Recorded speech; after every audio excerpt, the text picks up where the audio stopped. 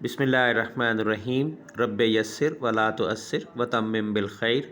अस्सलाम वालेकुम students, today we are going to start our next topic, photosynthesis, and the key terms of our lesson today are photosynthesis, carbon dioxide, oxygen, glucose. So these are the terms today we are going to go through in our this lesson. Students, let's start.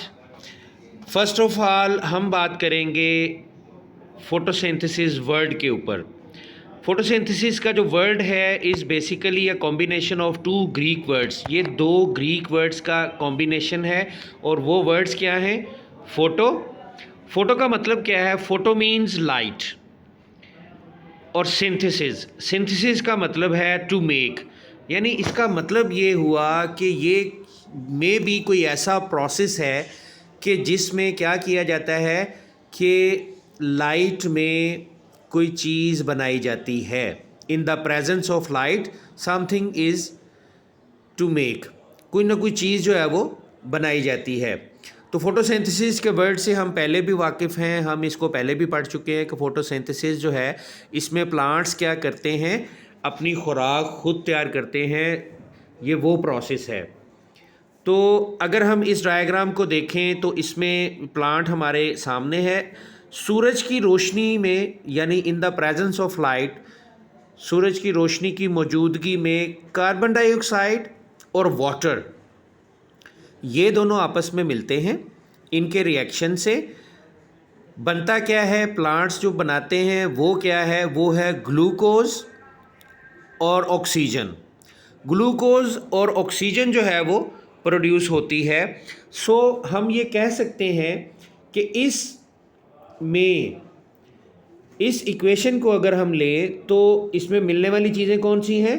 Carbon dioxide और water. तो इसको हम reactants कह सकते हैं, क्योंकि किसी भी इक्वेशन में रिएक्टेंट्स का नाम दिया जाता है। जो दो चीज़ें आपस में मिलें तो वो क्या चीज़ें कहलाती हैं? वो सब्सटेंसेस कहलाते हैं रिएक्टेंट्स।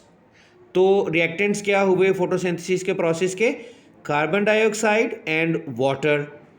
और हमें हासिल क्या हो रहा है? Glucose and oxygen. तो ये हमारे प्रोडक्ट्स हैं।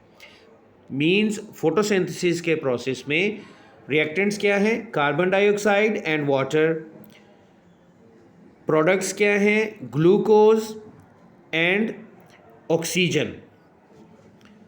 सो जो हमारे पास वर्ड इक्वेशन मौजूद है जिसको हमने याद भी कर लेना है, वो क्या है?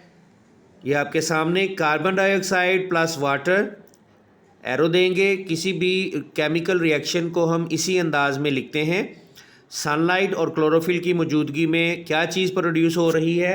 हमारे पास प्रोडक्शन है किस चीज़ की? Glucose and oxygen. रिएक्टेंट्स क्या हैं? Carbon dioxide and water. Now it's time to open your books. Open your books please and open the topic photosynthesis. Let's start reading. क्योंकि अब हम डेफिनेशन जो है देखेंगे कि फिर हम इस प्रोसेस को डिफ़ाइन कैसे करें। So let's start reading. Plants make their food using carbon dioxide and water in the presence of sunlight and chlorophyll. This process is called photosynthesis.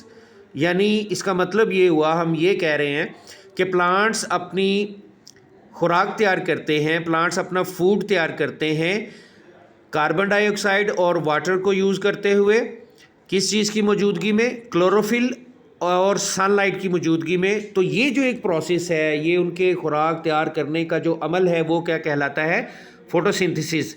यहाँ तक आप मार्क कर लीजिए, ये डेफिनेशन है जो आपने अपनी वर्कबुक के ऊपर पेज 65 पर लिखनी है।